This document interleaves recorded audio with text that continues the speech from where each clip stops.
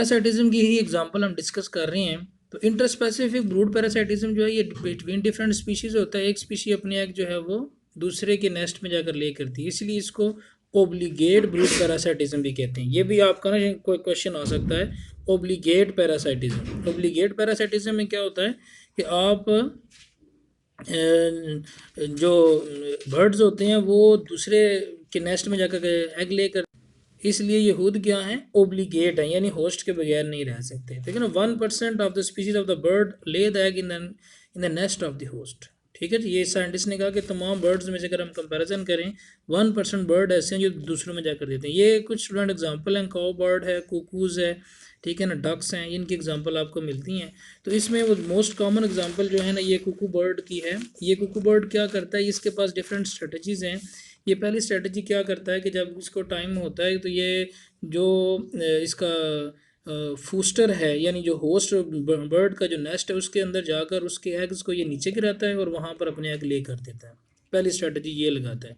अब दूसरी स्ट्रेटजी ये कब करता है, क्या करता है कि ये एग ले करता है उससे ऊपर वाली ब्रांच के ऊपर, ठीक है ना, और ऊपर वाली ब्रांच के ऊपर एग ले करेगा, या फिर वहाँ से स्टोन ले जाता है, स्टोन ले जाकर उसके एग्स को जो है ना वो डैमेज कर देता है। जब अंडे उसके टूट जाते हैं, इसके जो होस्ट बर्ड होता है, तो वो फिर अपने एग्स को बहुत बहुत नीचे गिरा देता है। समझ आ गई बात। पहला तो ये है कि एग्स गिराएगा या ऊपर से कोई स्टोन वगैरह गिराएगा तो इसके एग्स टूट जाएंगे।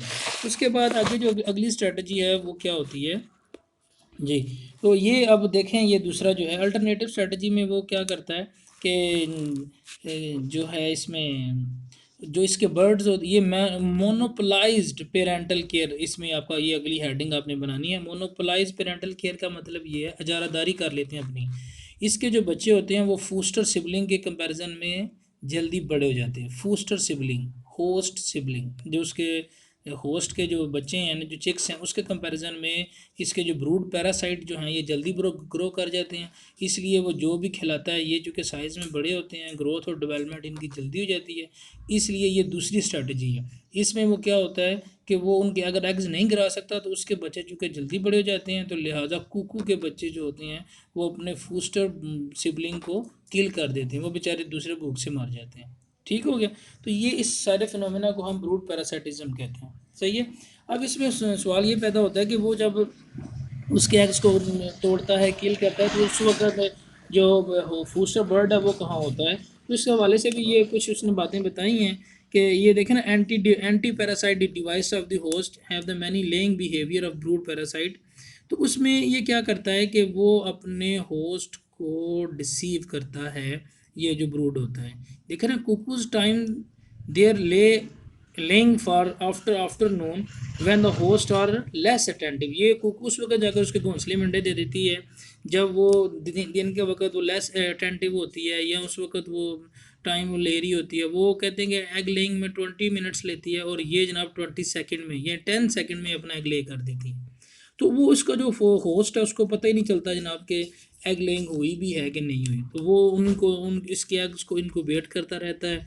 जब इसके एग्स को इनक्यूबेट करता है, जब उसमें से बच्चे निकलते हैं, तो उसकी जो अपीयरेंस होती है देखने में शुरू में, तो वो भी उसके अपने बच्चों जैसी होती है। वरना तो वो जो फूस्टर बर्ड है वो तो उनको खिलाएगा नहीं है अगर किसी और के बच्चे होंगे तो, क्योंकि वो देखने में भी एक जैसे होते हैं जब वो हैचिंग के बाद। तो इसलिए वो बेचारा धोखे से उसको पता ही नहीं चलता, और बच्चे वो किसी और के होते हैं और पालता ये रहती है।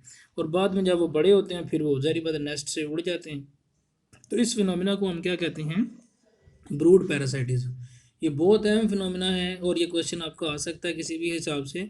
तो इंट्रा ब्रूड पैरासाइटिज्म और इंटर ब्रूड पैरासाइटिज्म का आपको पता होना चाहिए। जो इंटर ब्रूड पैरासाइटिज्म है उसको आप क्या कहते हैं, उसको आप ओब्लिगेट ब्रूड पैरासाइटिज्म भी कहते हैं। यानी इसमें किसी किस्म की वो बर्ड खुद अपनी नेस्टिंग नहीं करता और ना अंडों को अटेंड करता है, ना एग्स को इनक्यूबेट करता है, ना उनको फीड करवाता है, इसलिए इसको ओब्लिगेट कहते हैं। और सारी एनर्जी किसी और की ले लेता है और ऑफ स्प्रिंग अपने प्रोड्यूस करवा लेता है। तो ये पेरेंटल केयर का पूरा टॉपिक आपको कंप्लीट होता है।